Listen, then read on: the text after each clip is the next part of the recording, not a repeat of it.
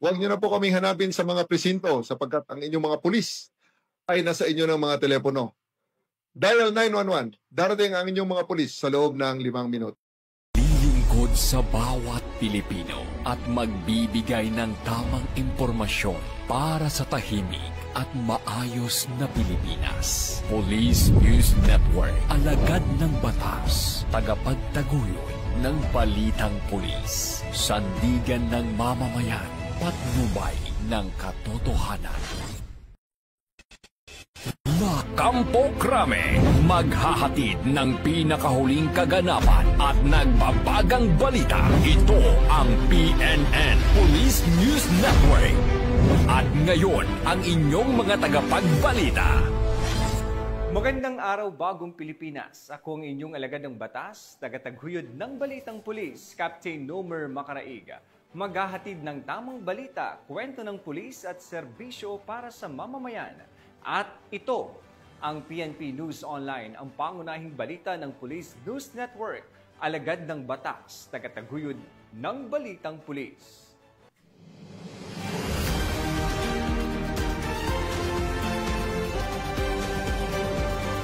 Ngayon po ay araw ng Sabado at narito ang mga balitang nakalap ng ating PNN correspondents sa loob ng linggong ito.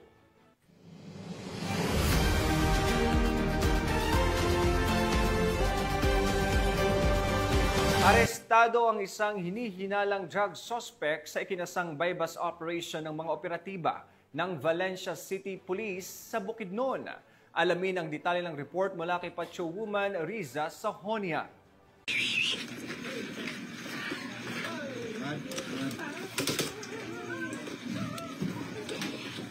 Arestado ang isang drug suspect sa isinagawang joint bypass operation ng City Drug Enforcement Unit, Bukidnon Provincial Intelligence Unit, katuwang ang mga kapulisan ng Valencia City Police Station sa Barangay Poblacion, Valencia City, Bukidnon, nitong ika-25 ng Hulyo taong kasalukuyan. Kinilala ni Police Lieutenant Colonel Brian M. Panganiban, officer in charge ng Valencia City Police Station, ang drug suspect na si Alias Jingjing. Babae, 48 anyos, walang asawa, walang trabaho at residente ng nasabing lugar. Yeah, anak, basig.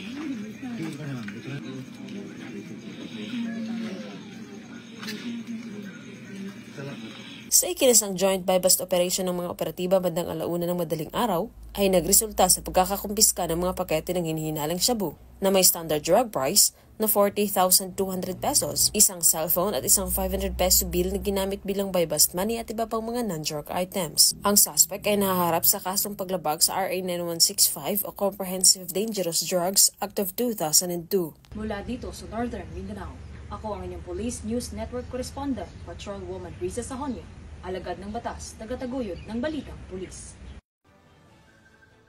Maraming salamat, Patrolwoman Sahonia. Ipinamalas ng Davao City Police Office at ng kanilang force multipliers ang kanilang aktibong pakikiisa sa komunidad sa pamamagitan ng pagsali sa isinagawang clean-up drive at feeding program sa Bala, Pasilungan bilang bahagi ng kanilang makataong serbisyo.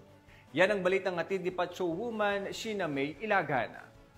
Isang makabuluhang aktibidad ang isinagawa sa Balay Pasilungan sa Barangay 5-A, Bangkerohan, Davao City, kung saan nagsama-sama ang mga membro ng komunidad at mga lingkod bayan nito lamang ika-27 ng Hulyo upang magsagawa ng clean-up drive at feeding program para sa mga batang pansamantalang naninirahan sa nasabing pasilidad.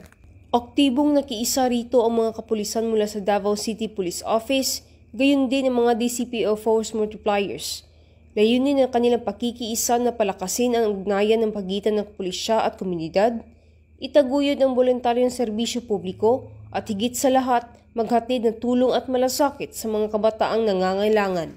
Dagdag pa, ang aktibidad ay bahagi ng mas malawak na layunin ng PNP na maging katuwang ng bawat Pilipino tungo sa isang ligtas at maudlad na bagong Pilipinas kung saan ang seguridad, kaayusan at pagkakaisa ay prioridad. Mula dito sa Rion 11, ako inyong PNN correspondent, Patrolwoman Sheena May Ilagan, alagad ng batas, tagataguyod ng Balitang Pulis.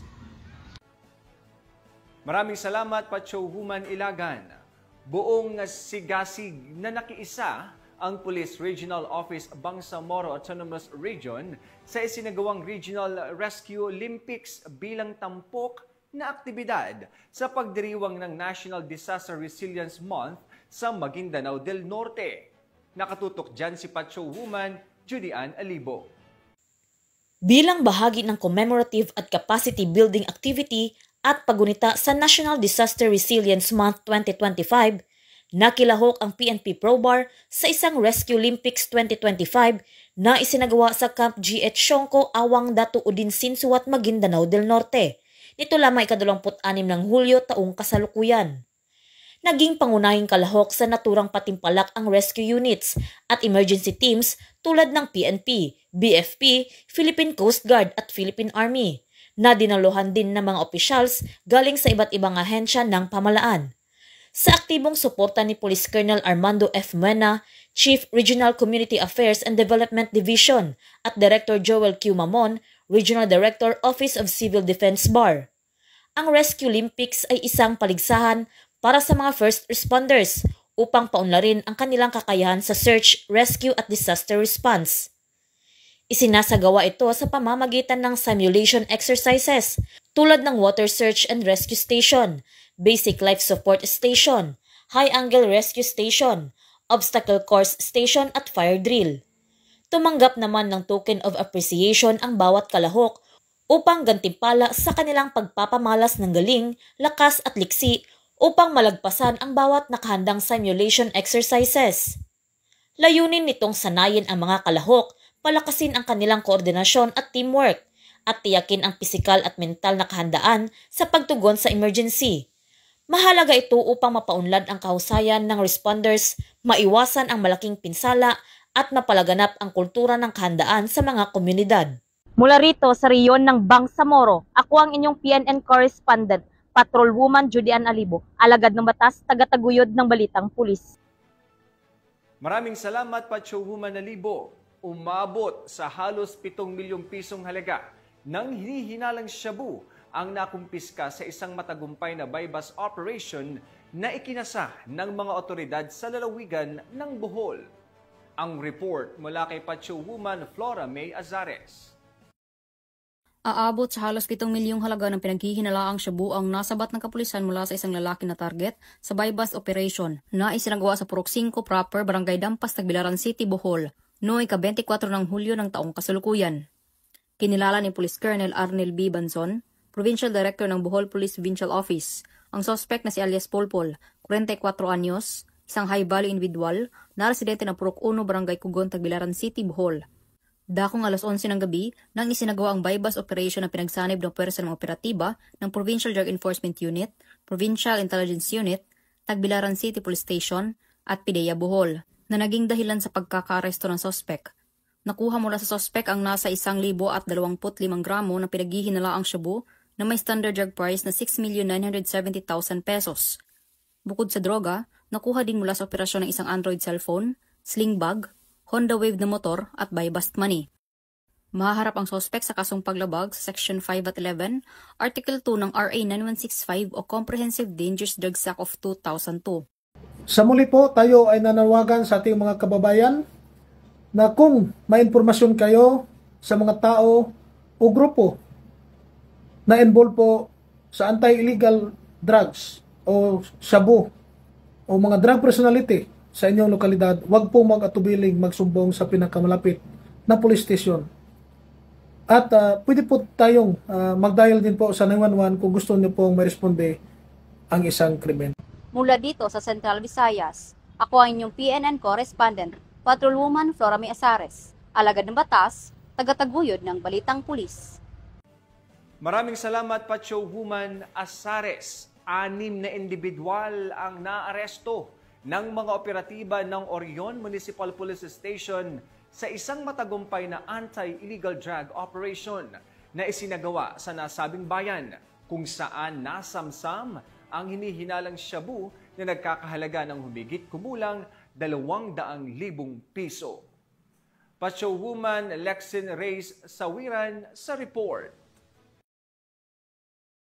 Arestado ang 6 na individual habang tinatayang 204,000 na laga ng hinihinalang shabu ang nasamsam sa isang matagumpay na anti-illegal drug operation na isinagawa ng mga operatiba ng Orion Municipal Police Station sa Teachers Village, Barangay Santo Domingo, Orion, Bataan. Pinangunahan ng Drug Enforcement Unit ng Orion MPS sa ilalim ng pamuno ni Police Colonel Marites A. Salvadora, Provincial Director ng Bataan PPO, ang ikinasang buy-bust operation na nagresulta sa pagkakaaresto ng unang sospek matapos bentahan ang isang operatiba na nagsilbing posture buyer ng isang sachet ng hinihinalang shabu kapalit na isang pirasong 500 pesos marked money. Samantala, ang 5 pang sospek ay naaktuhan umanong gumagamit ng iligal na droga sa isang pot session. Nasamsam sa operasyon ang 7 piraso ng heat-sealed transparent plastic sachet na naglalaman ng hinihinalang shabu,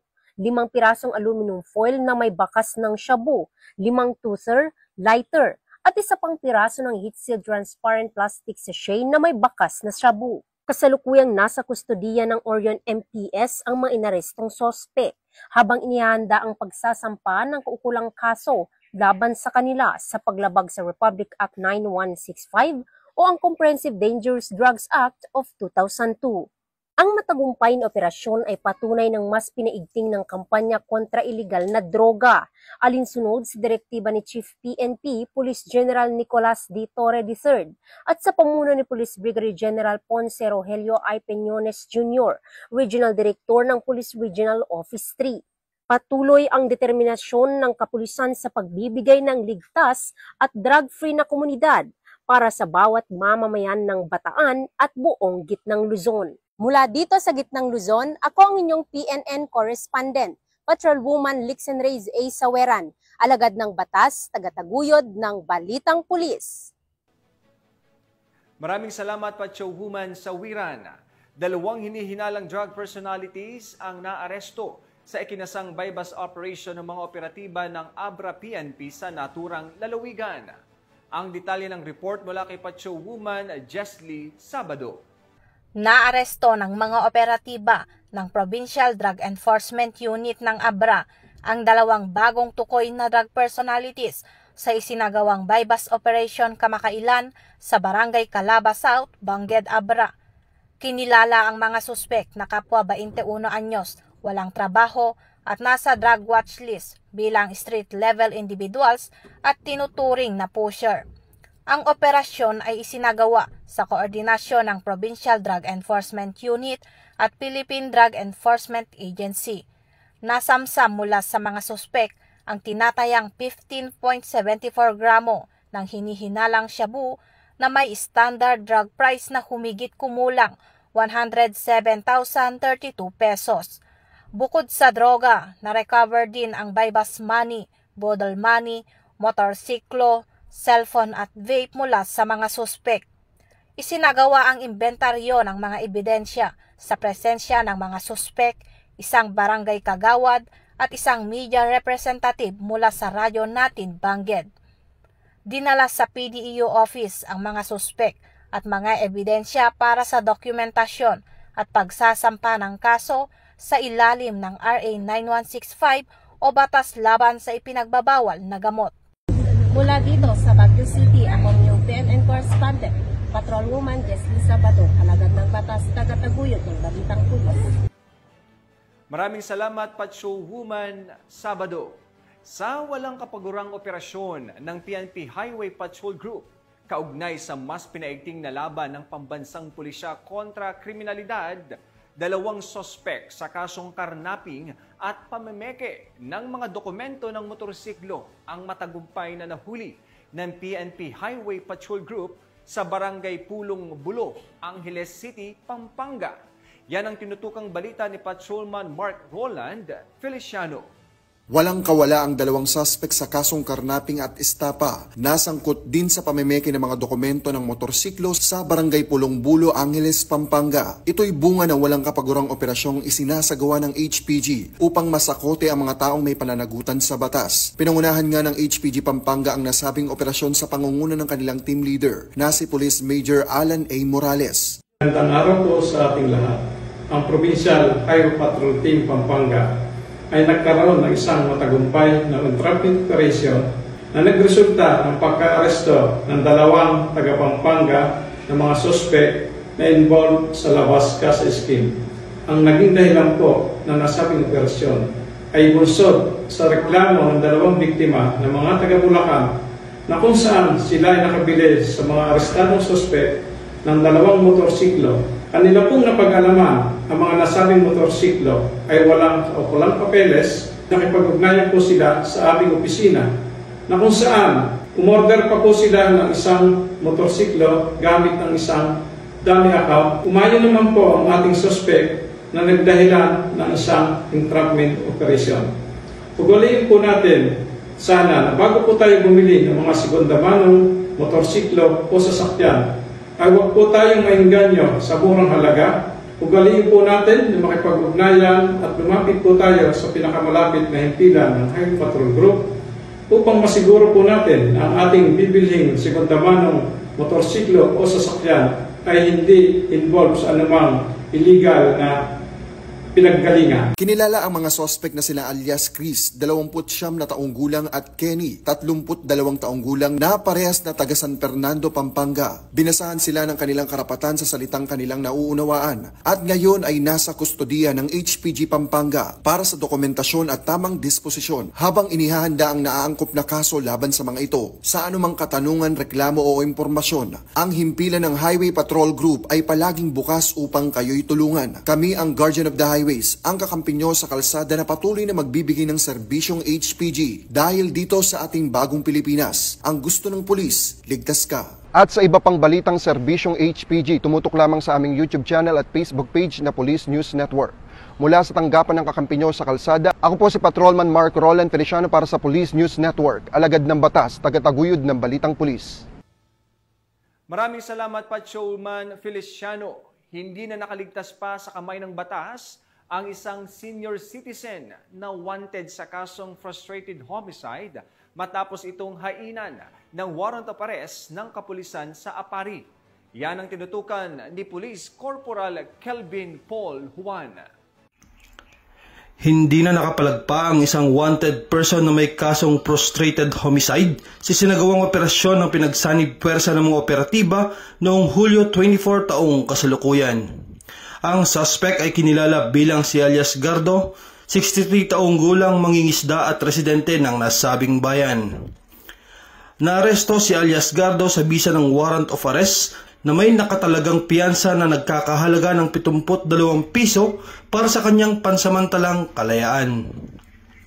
Kasalukuyang nasa kusdiya na ngayon ng Apari Police Station ang suspect para sa tamang dokumentasyon bago i-turn over sa korteng kinauukulan.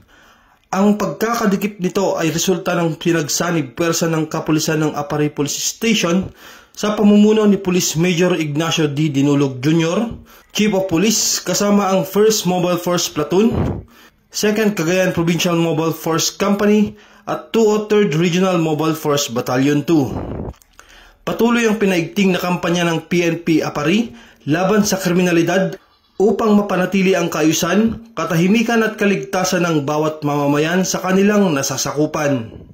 Mula dito sa Lambak ng Cagayan, ako po ang inyong Police News Network Correspondent, Police Corporal Kelvin Paul Juan, alagad ng batas, tagataguyod ng balitang pulis. At para sa ating huling balita, umabot sa tinatayang 5.7 milyong pisong halaga ng hinihinalang shabu ang nasamsam ng mga operatiba sa isang matagumpay na buy-bust operation na isinagawa sa Misamis Oriental na nagresulta din sa pagkakaaresto ng isang hinihinalang drug personality. Patrolwoman Danessa Berdos sa report.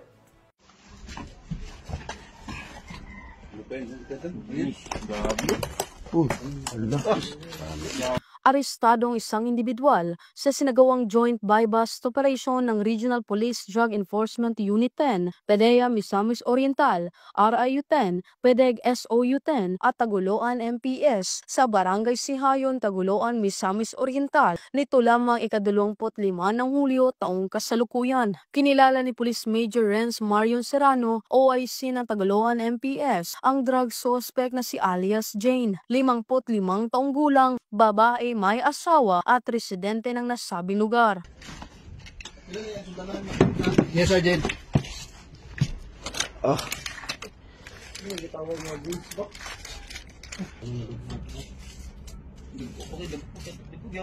Sa kinasang buy-bust operation bandang alas 5 ng umaga ay nagresulta sa pagkakumpiska ng mga pakete ng hinihinalang shabu na may 850 na gramo na may standard drug price na 5,780,000 pesos. Ang suspect ay nakaharap sa kasong paglabag sa RA 9165 o Comprehensive Dangerous Drugs Act of 2002. Mula dito sa Camp Capistrano, Gusa, Cagayan de Oro City, ako ang inyong Police News Network correspondent, Patrolwoman Danasa Berdos, alagad ng batas, tagataguyod ng Balitang Pulis. At yan po ang mga balitang nakalap ng ating PNN correspondents mula Luzon, Visayas at Mindanao sa loob ng linggong ito. At sa ngalan po ng pamunuan ng Philippine National Police sa pangunguna ng ating Chief of PNP, Police General Nicolas Torre III at sa pamumuno ni President Ferdinand Bongbong Marcos Jr., kami po ay maglilingkod sa bawat Pilipino at magbibigay ng tama at balansing balita dahil dito sa Bagong Pilipinas, ang gusto ng pulis, ligtas ka. At sa ating mga mahal na kababayan, huwag na kayong maghanap pa ng pulis sa presinto sapagkat kami po ay nasa inyo ng mga telepono. Tumawag sa 911, darating kami sa loob ng 5 minuto. Mula po dito sa tanggapan ng tagapag-ugnay ng Pambansang Pulisya, ako ang inyong alagad ng batas, tagataguyod ng Balitang Pulis, Police Captain Nomer Macaraig, maghahatid ng tamang balita, kwento ng pulis at serbisyo para sa mamamayan. At ito ang PNP News Online, ang pangunahing balita ng Police News Network.